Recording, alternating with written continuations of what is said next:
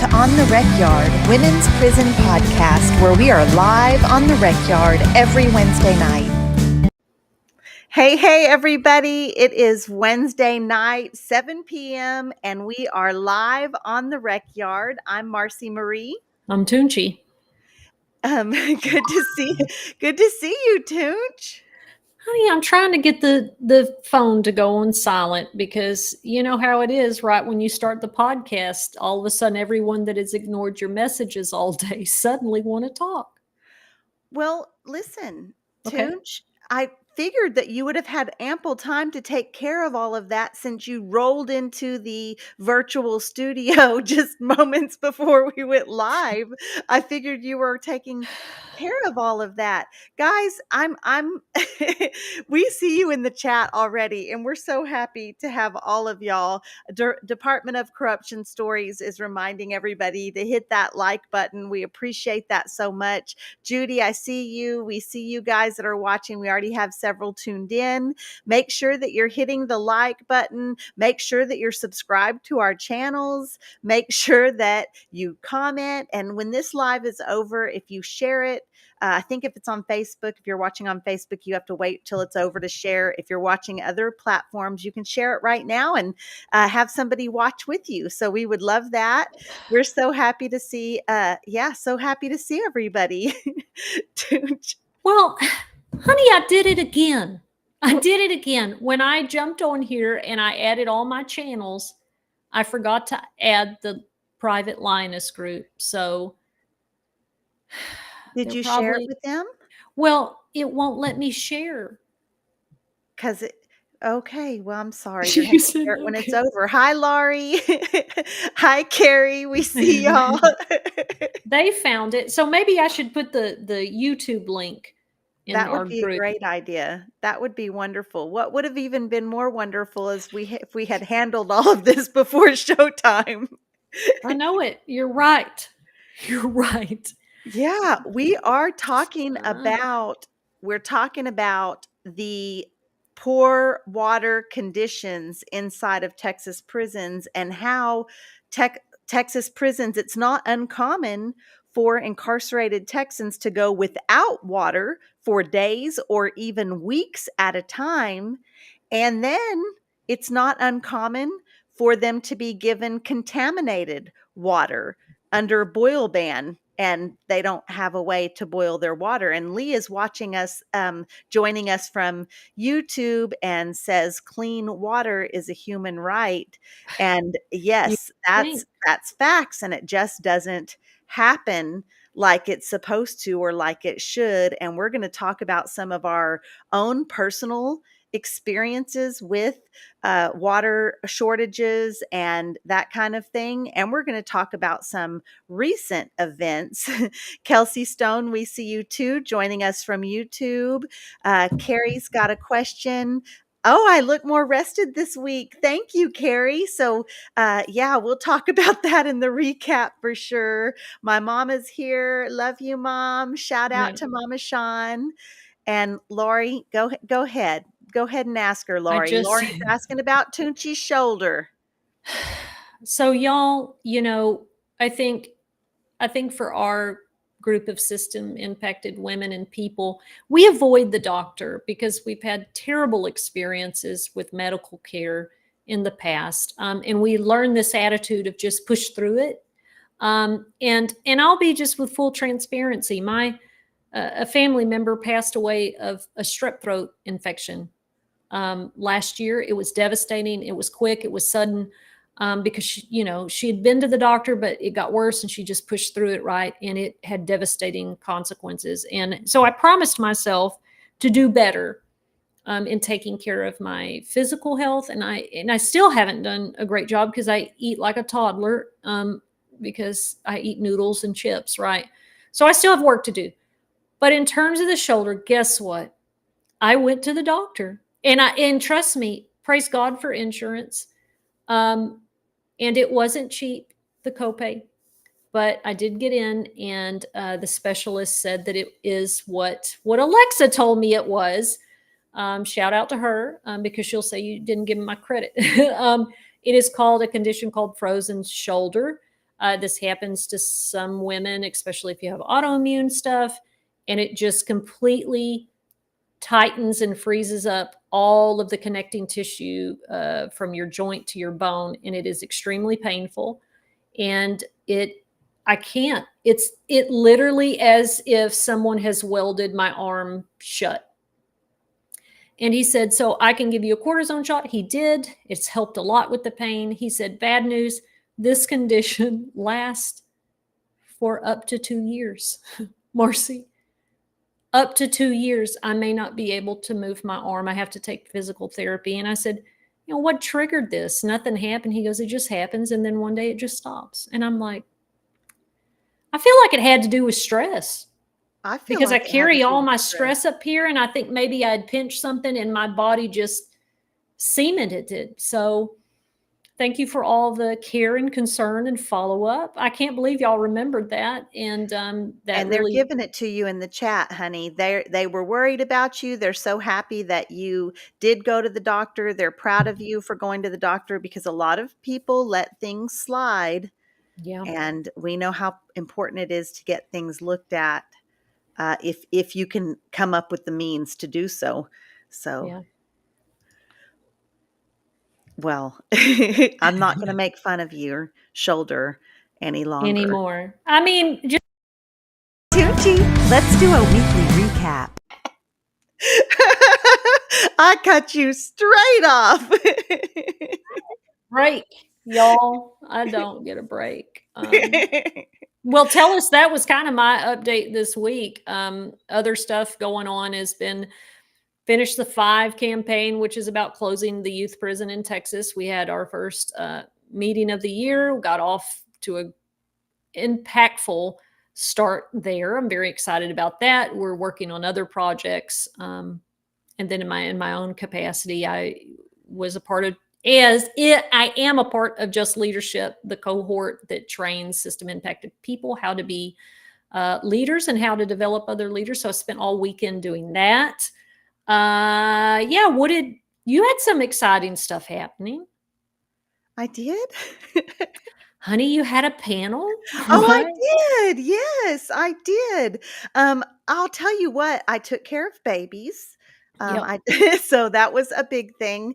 So a Mhm. quick update, kids are doing really well. We had a book fair at the school. We got to take lunch up and have lunch with the kindergarten class. That was fun. We went to the rodeo. My dad came, his friend gave us some rodeo tickets, and so my dad took us to the rodeo, and our kindergartner he didn't even know what a rodeo was. He never heard that term in his life. Oh gosh. So I got to go on Google and show him pictures of some of the events at the rodeo, and he was so excited through the whole thing. It was really great. So families doing well. Mom seems to be getting healthier, and we're rooting for her. That's that. So, work update, activism update is I was part of a panel discussion hosted by People's Party of Texas and a little spot in Denton, Texas called the Hippie Hole. And it was a panel about the prison industrial complex. So they showed us a compilation of films, most films produced and made by formerly incarcerated individuals. So that was really great. And I want to tell you, those films were so impactful. From the very first one, I was in tears. So, like, I felt like I just cried through the whole thing. It just, seeing things on a big screen that you actually lived, and hearing people's families that had incarcerated loved ones talk, and it hit home. Every single film hit me in a different way, but it was very impactful. So, panel discussion went beautiful. We had a great crowd. I think we had like 45 people. So we had a Nice. great group, and lots of thoughtful questions asked afterwards. Yeah, I think it was great. I took my prison family with me. So I had my best friend, Laura, who has done 30 years on a life sentence, and she's home now. She came home with me. We spent a good number of years incarcerated together. I brought my my daughter that I adopted in prison, and so she was with me, and my wife, who I met in prison, was with me. And then we had a couple other Linus folks and some other great organizations. It was really good. Well, Yeah. I'm happy to hear that, and I hope that maybe I know that they had talked about maybe following up with you to do some other screenings of that, if we could organize that. So I'm really excited about it. It sounds like it went fantastic and smashingly, and I had two pretty decent friends that I've worked on the Melissa Lucio stuff with. That, one of them said, "Man, I really enjoyed meeting Marci and the Linus group, and just what an impactful event that y'all had." So I'm glad. I'm glad it went well. I think that you're talking about the folks from Fight Toxic Prison. Yeah, that's So I right. was really Yeah. excited when we got there. He had immediately, I didn't know them, had never seen them or met them before. And he had immediately picked up a flyer because we set up a little table. And it wasn't kind of the event, it wasn't really an event where we needed to stay at a table, but I definitely wanted to make sure literature was available for people. So I had some Linus flyers out, and of course, my little stickers with my Mhm. QR code with my socials. And so I had all of that out, and he immediately picked that up and he was like, "Man, this is really cool. I know Jen and Maggie when they started Linus." And I said, "Oh, okay, that's awesome." And I had let him know Maggie was kind of doing harm reduction stuff and not really involved with the org anymore too much, but that you were powering through, and I just kind of got to fill him in on so many things that Linus has accomplished this past year. And we had a great talk. And then I was like, "So what do you do?" He said, "Oh, I try to stop people from building prisons." And I was like, Yeah. "Oh, tell me more." Yeah, yeah. Yeah, that's huge. So I They are just love that. phenomenal, and I'm really glad that they connected. And they've done a lot of other work on other stuff. So yeah, it was an overall great event, and I'm glad to hear it. And I see Eric is here. He said, I saw the comment there. Hello, Lioness friends. And Lori has a good question that maybe we will do. That's Sounds I good to love it. me. I love Lori it. says, "Marci and Toonche, will y'all consider doing a live about commissary, how it works, the typical prices, etc.?" And that's a great idea. And I'm jotting it down because sometimes we don't remember. Right. Yeah, that's an excellent idea. And I would love to talk about pricing and who profits from that. Uh, Exactly. yeah, let's talk Exactly. about who's getting rich off of uh, incarcerated folks commissary. Yeah, I think that's a great story. So I appreciate that. Well, let's jump into the show, Toonch. Let's do it. The reason we decided this topic is because the hobby unit in Marlin, Texas went over a week with no water. And so we were getting lots of letters on our personal letters into Linus, letting people know. I was getting messages on my social media saying my wife's at hobby, my daughter's at hobby. She says they're not letting him out for the restroom. She says they're not getting any drinking water. I mean, it was, I think, pretty rough. I did one video on it, like on the third day, and I assumed it had gone back on, but no, it just now went back on like 5 days ago, I think. So I think it was just over a week they were out. And some of the letters we are getting are talking about, the hobby unit is mostly two-man cells, Mhm. and they're just a small little, like you see, little 8 by 10-ish foot cell. You have 2 beds in there, and you have a toilet. So people are still using the restroom regardless if the toilet flushes or not. That's correct. And we're hearing that they weren't bringing them any buckets of water to flush their toilets, so they're just boxed in this tiny cell. Um, it's a health crisis. That's a health crisis when that happens. The chronic problems with plumbing and access to water is it I feel like it doesn't get enough attention. We talk about the heat, we talk about the cold, which is just defies the mind in terms of how dangerous those conditions are. But we're talking about access to clean water to drink, to bathe, and to flush the toilet with. And when you are trapped in a cell, it feels a little bit better living in the dorms, but still all those toilets are overflowing because they have to come get you to let you out to take you to a porter potty for Mountain View. And I don't know what it looked like for Lane Murray, but I'm sure that it was not much better. We had, whenever this water would go out, and ours usually was for 2 or 3 days. Now, Crane is the same way as Hobby. It'll go out for 2 weeks. And that's because the infrastructure of the unit, sometimes it's with the city water, but usually it was infrastructure problems. The city of Marlin has chronic water problems. I will say that. Plus, Hobby has infrastructure problems. But if you're in the dorm, you feel like you can open the window a little bit better, even though it's got bars on it. Like you can move around. But all those toilets are overflowing because if they don't come get you to take you to those 2 porter potties for 900 women, and I wouldn't go.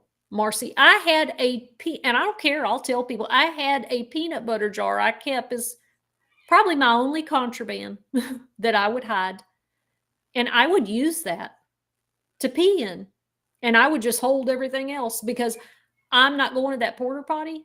And I sure can't use those bathrooms because people are like, I'm tired of waiting. I can't wait.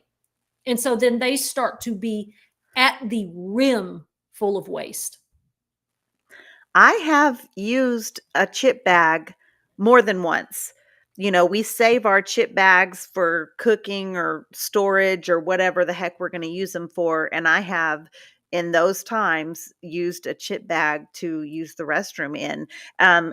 Because desperate times call for desperate measures. And no, you could not. Those bathrooms would get to the point where even if that was your only choice, like you couldn't go in there. You can't. And I'm not bougie. I would rather, I'll go on the side of the road kind of girl. I'm not bougie. It's not that. It's that they were toxic.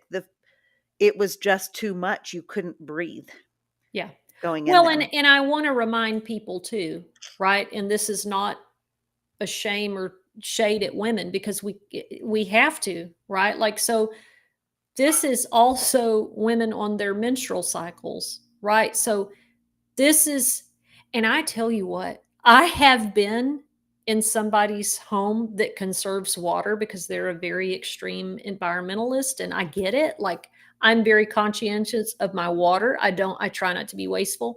But if it was just that they had peed, they wouldn't flush it. They would like, well, I just peed, so it's okay. And then when I come back maybe 2 or 3 times after I peed, I'll flush because it saves and conserves water. And I said, I can't do this with you. And they're like, why are you freaking out? I'm saying, I cannot use a bathroom that has not been flushed. And I said, and that's not me being bougie. I'm learning my triggers and my stress that this takes me back all the way to those overflowing toilets of human waste. And I cannot do it. We were hiking when we went to Colorado. Toonche and I got to go to Colorado, the University of Colorado at Boulder. We were part of an event there and a panel discussion there. And while my family's there. So I flew in a week early and spent time with my family, and I was hiking in the mountains with my mom. I brought my mama with me and my Aunt Pam, and we stopped at a porta potty that was like at a state park in the mountains. And it was one of those. It was an outdoor restroom. So it wasn't like the blue box porta potty. It was an outdoor restroom, but kind of the same concept, right? It was just into the earth or wherever it goes. I Right. don't Yeah. know, Yeah. but it was really, the smell was, but I know exactly what you're talking about, being triggered, because when I stepped in there, and I pulled my shirt up, and that's how I went in, and held my shirt up over my nose, and just did it because I had to.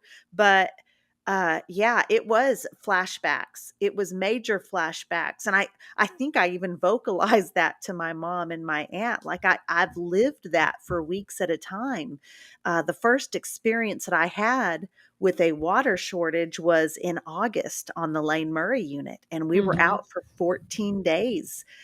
So you guys can imagine the temperature. I was in F dorm and I was upstairs. So the temperature 130 degrees, Mm, no running water.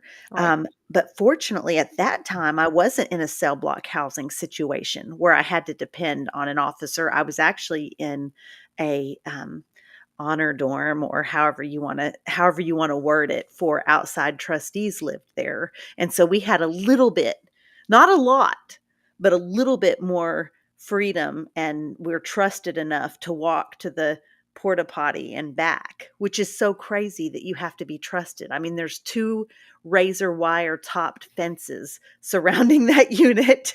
Nobody's going to the porta potty and escaping. That's Right. not happening. So, they just didn't want us to see our friend or whatever. So, Well, I remember when the winter storm hit.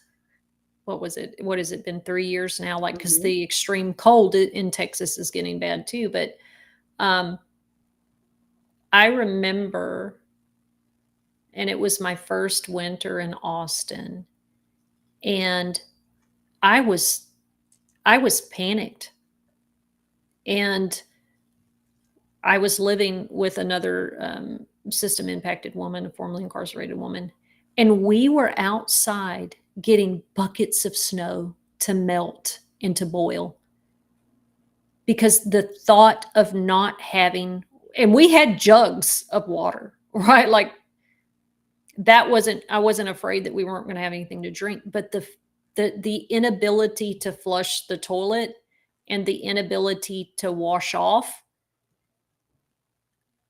we were absolutely like not well at all. Um, and it comes from that trauma of not having access. I don't know if people can imagine, you can live for days without food. And that's not a fun experience either, because we've both done that. But when you are trapped in a cell, I feel like in a dorm setting with other people, that at least you have someone and you're all figuring out what to do. But the feeling of being like an ad seg or in county jail when I was in separation, if there's no water, and this is what we talked about, the kids in the youth prisons that don't have what they call wet cells, they have, and I've been in those too, you have to be let out by the staff member to go to the sink in the bathroom. So there is no access to a toilet, sink, water, period. And these kids were pissing in water bottles that they had in their room, and cups that they had saved, because they had nowhere to put it. The panic feeling of not having water when you are thirsty, it is something that I don't think, until you experience, you can't understand the pure desperation and terror of being thirsty. So their water would be out, and before they brought, because they do bring in on a trailer, they bring in porta potties, and they do have what's called a water wagon, which is this big metal contraption thing, water holder, for lack of a better term. There's probably a real word for it, that they have on a trailer that they use to water the field workers. So they use that. It has some water spouts on it. Anyway, so they have those, but those take hours It's not like the water goes off and an hour or two later those come. No, the water goes off and everybody just waits for hours and hours sometimes. Sometimes they come in the middle of the night and you'll wake up the next morning and it'll be like, "Oh, thank goodness they're here." That kind of thing. So before then, what they do is they have an igloo cooler with water and they bring it in the dorm. And you can fill up 1 cup. It's 1 cup per person.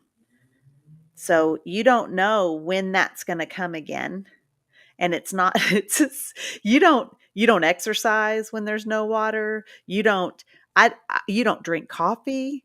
You don't hardly eat. Like your body goes into this survival mode, your body and mind, so that you try to shut down your system as much as you can so that you don't need to use the restroom. I remember being able to go tinkle one time in the day, the whole Yep. day.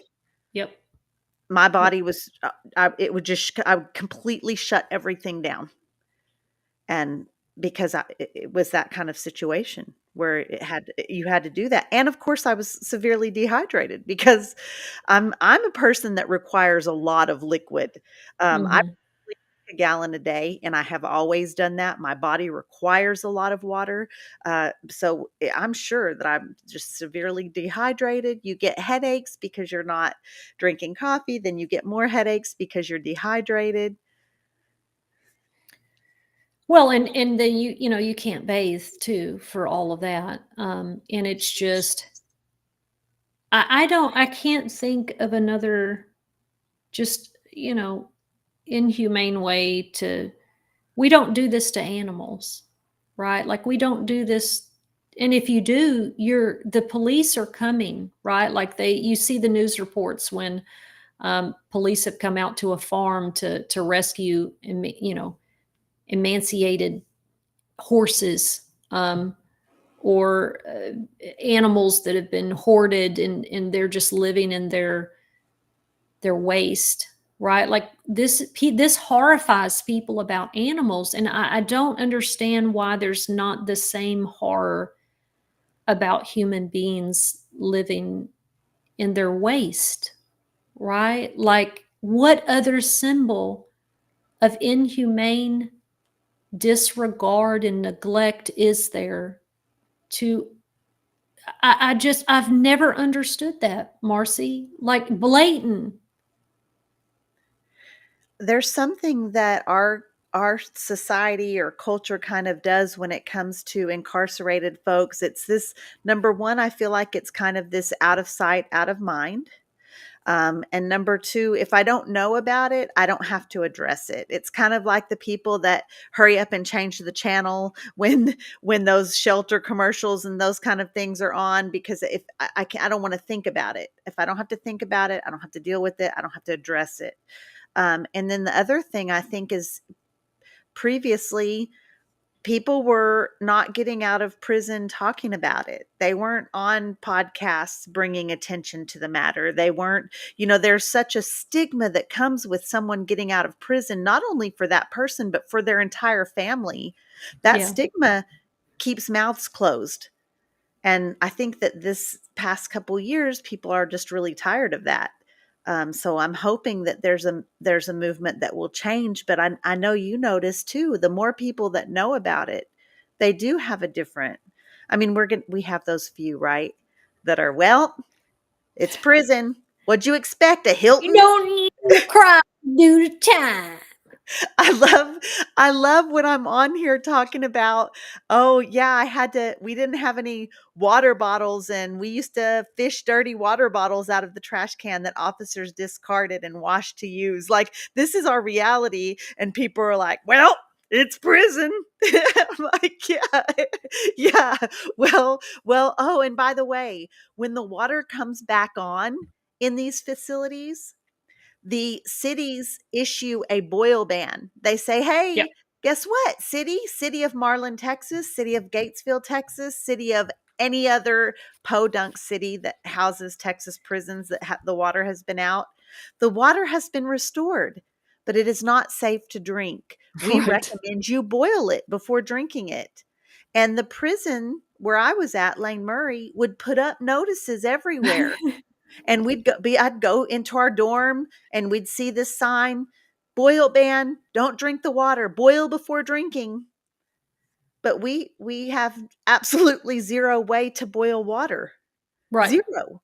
And So the and them first hot pots don't boil and it's not gonna kill no. anything. Right. The hot pots are gonna grow germs. They're just they just get a nice warm, hot temperature to reproduce bacteria, grow bacteria, not kill Right. it. Right. So the first time this happened, I'm freaking out. I mean, I'm just like, oh my gosh, what are we drinking? What are we gonna drink? There's no water. What are we and everybody's looking at me like I'm crazy. And I'm like, "Do y'all not see this? We're supposed to boil the water. Are they gonna bring us water?" And they're like, "No, honey, they're not gonna bring you water. Mm-mm. They're not Well, bringing and you water." Finally, this old school, how did I not forget her name right at this moment? I can picture her, but this old school, she had been locked up at this time 20 plus years, and I think she did 33 before she went home. And she said, "Honey, I've been drinking this water for 20 something years and I'm still here. It's water. You have to drink it. Drink it." And I'm just like, okay. you don't have a choice. Yeah. Yeah. You don't have a choice. Well, so, what they get away with is that they say, well, in the kitchen, they boiled water before they put it on the tables to serve at lunch or dinner. And it's like, yeah, but we drink water in the dorm, right? Like we can't just drink the water at lunch. And, my father retired from the water district. And I asked him about it. And I said, first of all, our water, especially in the summer, was brown. And I said, what are they doing to us? He goes, well, y'all are using so much water. The tank is now at the bottom. And so all that sediment is coming out. He said, it's gross, but by standards in testing, it is safe. It's just going to leave stains. I mean, but it's treated. And I said, well, what about when the water shuts off and they tell us to boil it? He said, you're supposed to boil it. And I said, well, we just go ahead and drink it. He said, well, I wish that you wouldn't, right? He said, because the reason why the boil notice is there, and we saw this in Austin um, last year, there are water. Good Lord, you wouldn't think this would happen in a large city like this, but the water, and I didn't know, right? My brother texted me and said, good Lord, I hope you're not drinking the water. And I said, what? Anyways, it was a thing, right? They had to turn it off and da, da, da. And please, when it comes back on, boil it. And so I, of course, boiled my water, but I mean, I had jugs and whatever, but I had to give the cat water. So I boiled it. Well, several people got sick. And even people I work with, they were like, I didn't know. And I drank the water and I threw up all day. Right. And I'm like, I don't know if our stomachs were just made of steel by then, or we were so used to throwing up and shitting everywhere sometimes for no apparent reason that we just were like, okay, well, that's part of the deal.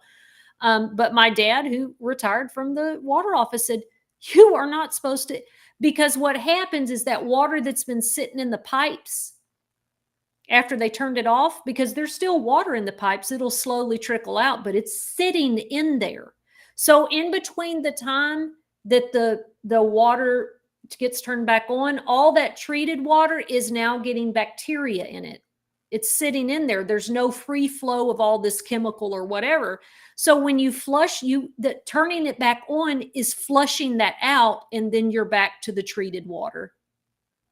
Wow. And I said, oh. He said, so Wow. y'all were drinking, and especially if it's been off for a while. Now, if it dries up in the pipes, but that's usually not going to happen. Those pipes stay wet and dark. Right. And the chemicals wear out, and the water's still sitting there and bacteria grows in it. And then you've drank it as soon as it comes out before the treated water, treats everything again. Wow. And we were just drinking it. You're just drinking it. I mean, when it's 130 degrees, which there was that case, and I can pull it up in a minute when you start talking, but it was in the summertime, and this gentleman was getting all these symptoms, pain, all this weird stuff. And a nurse, Marci, told him, there's a reason why we bring bottled water. Y'all's water has arsenic in it. Now, I did ask my dad this too. I said, because the levels were so high, people were getting ill. They filed a lawsuit, and the warden of that unit drank a cup of it in front of the judge. And the judge said, yeah, but you're asking these men to drink gallons of this in the heat. So I'm ruling in their favor. One of the few impactful litigations. Girl, they didn't put the 700,000 or 70. It might have been 70. Maybe it wasn't 700, but I think it was 70 thousands of dollars to redo the plumbing. They closed the unit and shipped everybody off to other units because they refused to fix it. And I asked my dad, I said, how do they get away with having arsenic? He said, because the water is allowed to have trace elements in it. There's certain levels it can't have trace elements in it, right? Like, and y'all don't want to hear this about your food, but the FDA says that packaged food, there is a trace amount of animal waste or rat turds or whatever, but right, like it can't be over a certain amount because a certain amount will make you sick. He said, so arsenic is natural, but over a certain amount. And that's what the problem was there. So these people were drinking arsenic by the gallons and it took that one brave nurse to tell that guy. And when he got out, he dug into it. And he's the one that filed the lawsuit. Wow. Wow. And so the staff is all knowing. They're bringing in water. They're drinking it. They're not going to drink contaminated water. You made me think about working for, we'll just put some names on out there, Lieutenant Warren on the Dr. Lane Murray unit. We were cleaning out the Pie building, which was this metal warehouse building at the back of the unit that they had built for some purpose. I think that at one time they said they were going to do a garment factory there, and then they didn't. And I don't know, that all was rumor. It was a big empty warehouse that was brand new. And so it was odd. But anyways, what they did is they used it for storage, like laundry overflow, new mattresses, that kind of stuff. Well, we would go clean it. I worked on the field squad, and part of our duties was to go clean it every several months. And we go clean it, and it's about the third time. Every time we go in there, we see, I thought it was for commissary, but we see pallets of water bottles. And I don't mean one or two pallets. I mean 20 pallets full of water bottles. And I'm noticing that they're just still there. They're not moving. They're not being opened. Cases aren't out. Like I had originally thought must be stocking the commissary because commissary does sell water bottles. So finally we're like, what are those water bottles for? And he says, oh, the city sent them for y'all last time the water was out. And they're just sitting in there. The whole 10 years I was there, those water bottles sat in there. They just never gave them to us as many times as the water was out. I mean, it was just, yeah. It's just unbelievable. It's just absolutely unbelievable. The lack of, and I talked with someone today in a meeting about like just the level of inhumanity that happens behind. You can look at TDCJ's pretty little social media post, which, we know has been escalated over the past year and a half, right? Of putting up a real, bata, right? But underneath that, right, is a rot. It's a rot. I don't know how to describe it any other way. And the staff become desensitized the same way we become desensitized. And that's the only way you get through it. I remember when I was at Crane when I was younger, and this was something that I thought a lot about, the second time I was incarcerated, what went wrong? Like, what is wrong with me? Lots of stuff. But I kept, for some reason, reflecting back to this moment of this woman was having a seizure in the middle of the road. And me and a friend of mine that did time together at the Texas Youth Commission, we both got sent to prison, right? And we'd been there a while, and we were walking to the chow hall, and Marcy, we just stepped over her, right? Like, do you know how painful that is to admit and remember now, is that we just stepped over her, and we kept talking. And a lady behind us was like, holy shit, y'all just stepped over that poor lady. And we were like, well, she was like, because we had to walk in between the yellow lines, right? And she had fell out right there. Well, I didn't want to get in trouble, so I just stepped over her. And it was like, and we were in the chow hall line, and I remember my friend was like, dude, I don't feel anything. Like, why'd that lady ask us, like, or were we supposed to care? And I said, I think. And that is what the system did to us. Now, what the system and the state will say was that's how we were born. That's innate in us. That is not innate. It's not. Absolutely not. When you get there, even just witnessing some of the staff, the way that some of the staff would handle incarcerated individuals, it would go for, I mean, when you first get there, you're completely shocked. You're completely shocked at the violence. I mean, I remember the first fight I saw in prison, I was almost in tears. So yeah, you absolutely get callous to it. I was on a unit that housed disabled individuals, and we weren't allowed to assist them in any way, including holding the door for them. And so, yeah, in the beginning, the first 3 years, when I still have that humanity that is inside of us, when it hadn't been stripped away, I was just still shocked and shocked and shocked. And then towards the end, I'm closing the door on wheelchairs trying to get in the door from Chow, so I don't get a disciplinary case. I mean, yeah, Yeah. no, you're right. And this water situation too. I don't ever remember being in prison saying, I'm drinking contaminated water, and when I get out, I'm going to do something about it.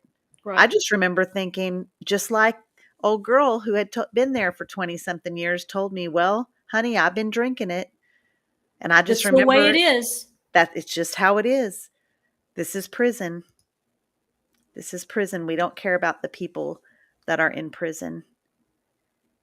Well, and it reinforces this idea that we are less than, that we are less valuable. And I don't know. I don't know how that makes public safety when we get out. Do you want me to step over someone? And I'll tell you this too. When I got out the first time, and that had been 10 years, age 15 to 25. And I may have told this story here, and I apologize, but I was at lunch with my brother and my sister-in-law and a formerly incarcerated friend. And a man jumped out of his truck and snatched his girlfriend or whoever. And she's crying and screaming and saying no. And he's dragging her by the hair and throws her in his pickup.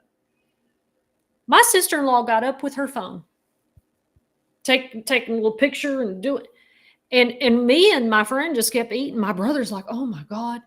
And I said, you need to ask your wife to sit down. Like, tell her to stay out of that. He said, I don't tell my wife what to do. And I learned, you don't tell my sister-in-law what to do, even for her own safety, because her immediate response was, I'm going to get up and do something. I don't care. And that guy turned around to everybody and said, what? You got a problem? Do something, all of you. And everybody was just sitting there, just startled and shocked. And then another person got up and took a picture of his license plate. Now, I don't know how effective, right, like calling the police is. Let's deal with crime. Hopefully we can get into that discussion. But I remember when she sat back down and she was just upset. And my brother looked at me and my friend, and we were still eating, unbothered. He said, what's wrong with y'all? I said, First of all, I don't get in people's business. And second of all, I mean, okay. Like it was so normalized, Yeah. the violence and the apathy. And I think those are the two most dangerous things about having been incarcerated is the apathy that you develop to survive and the violence that is bred in us. And those of us who have personality disorders that have already struggled with being reactive when we're harmed, immediate. This experience taught me from the time I was a child to stop giving a fuck. I can't handle it. I cannot handle it. Marci, we could not handle it. So just shut it off. And then, oh, also, when I need to react, I'll react with violence. I mean, that's the way things are done, and I need to survive. And to unlearn that is a painful, difficult process. And you don't realize that you come home and that's still normal. It's still a normal reaction. And there's times that I've said something or vocalized my thoughts about how I wanted to react to something. And my family's just looking at me with deep concern. Right. Like, this is, first of all, this is not who you were when you left us. And B, this is not okay. You're going to end up back in prison Yes. if you keep thinking like this. Yes. And guess what? What I tell people is I did. And I just had that discussion with somebody today about I during the Finish the Five stuff, we met with someone in the governor's office, and he said, well, what do we do? These kids get out of the youth system and then they act violent again, and then we have to put them in prison. And it's like, it was like not understanding the causation of what the incarceration did to them. I said, sir, you're talking like these children went through this peaceful, wonderful process. I said, I'm telling you that I did get out and do something else violent. I did. This is what your system trained me to do, and I have to unlearn it. It is not inherent. It is not inherent. And so when we don't get fed and we haven't drank water in 24 hours and we're locked in a cell and it's 100 degrees, and you wonder why people get out having been treated like absolutely worse than animals, and why they have apathy and violence. Surely that makes sense to people when you've been starved and you haven't had anything to drink and you don't have your basic needs met. And the people responsible for it are so desensitized, because they too have to desensitize. And, I don't like sticking up for guards, but how do they work in a system that perpetuates that without desensitizing? Oh, and we watch that happen too. We watch staff members come in and be concerned and try to think like, oh shoot, it's a boil ban. How are we going to get water to these folks? And for their supervisors and on up to say, we're not, they'll be fine. Like, just, you don't drink the water. Right. I mean, how many more days of this do you go through? You have to desensitize to survive. Whether you live in the prison, whether you're housed there, or whether you are paid to be there, or frankly, whether you volunteer there, there's a level of desensitizing that has to happen to emotionally and mentally survive that. Right. Well, and Jennifer just came in hot here with this comment. That's probably one of the reasons why they are 10,000 officers short. Well, exactly. Like, who wants to work in a system that treats them like this, doesn't pay them well, doesn't train them well, doesn't offer them supportive, other than the glossy surface things. And they have, how many, we've talked about this before, how many officers unalive themselves at work? Yes. The level of mental health problems that we suffered, these people working in these systems suffer it just as much in another way, and then they take it home. What do we expect for them? You know, Right, and it's domestic violence statistics are very high for correction staff, similar to that of police officers. PTSD is very high. PTSD levels amongst retired correctional staff are higher than PTSD cases for war veterans. It's that serious. It's a traumatic, dangerous place. Texas prisons, all prisons. yeah. Yeah, and Stacy Swift, yes, Stacy, I love your last name. And I appreciated your comment earlier. Um, and and how much this doesn't just affect the directly impacted people and the staff working there, it affects their families. You know, it was interesting to me and Marcy share this I've heard us share this several times, is that when we went back to Gatesville to do the vigil and to do the healing circle and the unity walk and all that, we were shocked that community, like where we went to pass out flyers and talk to the community about coming to the little vigil and stuff, which we had a great response. We weren't treated like crap.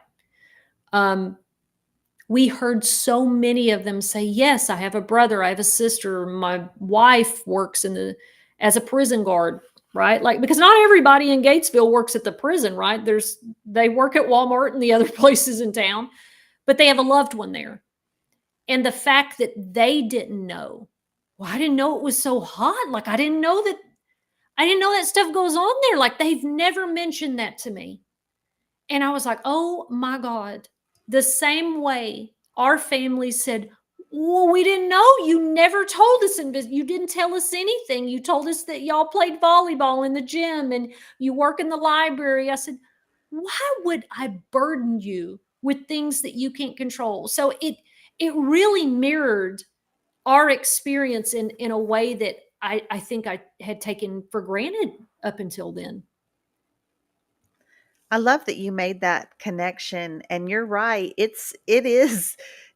really was. And the family members that knew about stuff that was going on in there or had seen changes in their loved ones that worked in corrections.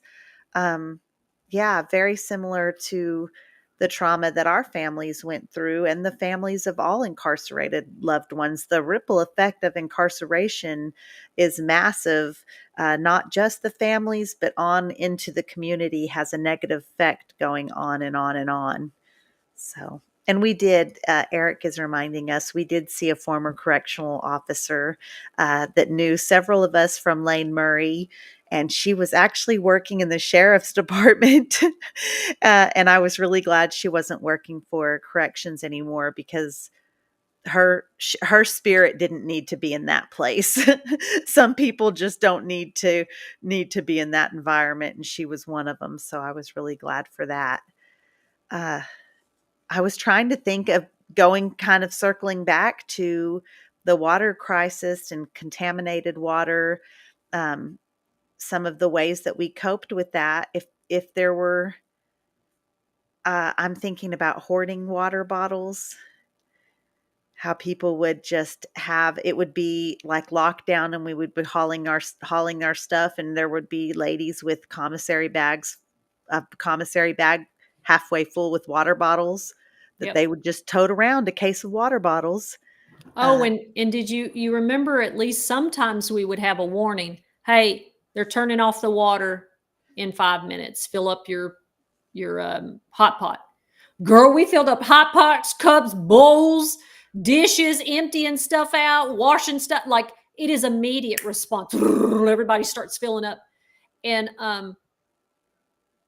God, I'm just thinking about like the little things that sometimes I forget about. I was talking with Alexa, like, oh my God, like just hearing her come to the shower, say, hey, do you want me to get your pot? They're turning off the water and you need to get out. You need to rinse off, because if they turn off the water and you're in the shower, if you ain't rinsed off, forget it. So just to remember those nuanced things, just the way it clutches my spirit now, Marcy, is so bizarre. You just made me think about that. We would get the notice. It would generally be at shift change at 6 a.m. The next shift would come in and say, hey, the water's getting turned off and da da da. And you'd have to wake up your people. Mhm. Or if your people were at work, you would go out of place into their cubicle and get their Get hot there. pot Yeah. Yeah. and get their cups and fill up their stuff as well, because we didn't want our people coming back from work and not having any Need water. water for Yeah. whoever knows how long. God, I Uh, just now remember that. As soon as you said that, like, oh, I filled up your pot. And then you find out you come to the dorm. Didn't not one of you motherfuckers fill my pot up? I'm sorry, I forgot. But for the most part, somebody went around and filled up. And those were one of the few times, okay, you came into my cubicle and that's okay, um, to get my hot pot and fill it up when I'm not there. yeah, I think that community, that was one way, community, that we took care of each other, and that's how we survived. That's how we survived those things like water outages. Man, I remember how the bathrooms, we'd have to community clean the bathrooms after Yep. that, and you would have to community get water and in mop buckets and flush the Yes. toilets, and you would have to physically with bleach. And I just remember not being a dorm SSI at the time, not being a janitor, but putting on my gloves and getting right in there, cleaning our temporary home up, right? Cleaning it up so that we would all be okay. Um, there's a Bina baby is watching. She's watching from YouTube, and she said she just got out of Plain State a week ago, and she's talking about the filthy water uh, Yeah. and a bacterial skin infection possibly from that water. Well, for sure, and the laundry isn't it? So, and somebody I think maybe had mentioned something earlier that, well, when you're talking about contaminated water and the laundry is using water that's filthy, right? And as I mentioned, Marlin City's water has had notorious problems with intermingling with their sewage. Like there are some serious problems that have happened in that city. Um, so not clean water. And then the laundry is using that and those chemicals. Well, Marcy, sometimes people would still bleach, right? But the laundry chemicals, they would be real um, sparingly with it, right? So they're not using the appropriate heat, right? Like there are logs that they're supposed to keep and monitor, like it's supposed to be this hot, the water's supposed to be this hot. And a lot of times they would just wash clothes in cold water with very limited soap. So, especially at Plain State, those clothes are filthy as. So, impetigo is extremely contagious. Plain People State usually, was that's where I got scabies at, and they didn't even change my clothes out. Well, no, God. that's false. They changed my clothes out, but they didn't change my bedding out. They didn't, I mean, it was dorm wide, that scabies outbreak. They didn't lock us down. They didn't come in and give everybody the medication. I mean, it was it was really something. I was putting bleach all over my arms trying to kill it Mm. because they weren't doing anything. Took me 2 weeks to get into medical for that, and I didn't know what it was. I just knew it itched, and I had never heard of scabies before. It was bad, but that was at Plain State. It was really bad. Um, so, uh, any final thoughts about contaminated water? We can do better. We can do better. Texas is not this cruel. The Texans I know and love, the Texans on this live, in the comments, the people we work with, we are not cruel. No matter what sometimes our government actions look like, we as a people are not cruel, vicious people. And I just hope people understand that we need a lot of help. And we need a lot of help here. So I'll just leave people with that. Absolutely. I agree. I think that still when it comes down to it, most people are good, and those people have to start using their voices. The people that have compassion, or I should say the people that choose to acknowledge their compassion, because I think some people just stifle it, have to speak up, have to start speaking up. So we want to thank everybody for tuning in and for all of the great comments. We do broadcast live over several platforms. You might be watching us tonight on YouTube, Facebook, Twitter, LinkedIn, even, and anywhere that's commenting comes to us. And that's why you might see a comment from several different platforms. We appreciate you guys for all the comments. We thank you for liking the live. We thank you for sharing the live, and for all the great feedback. If you're listening to the podcast wherever you hear your favorite podcasters, please do leave us a review. We appreciate that so much. And anything else, Toonche? We do. And I do want to, Miss M, I don't know what your full name is there, that ask about the comments. Yeah, sometimes they pop up weird. And if it's in the private group, you can't see who's the name, and all. It's just comments get weird on this platform sometimes. But it's supposed to be easier to share. But, we do our best. I think that she had asked earlier, we had 2 suggestions about talking about commissary, but Miss M here, and I think Carrie was chatting back and forth, her and Eric. Thank y'all. Look, I just love this community so Yeah.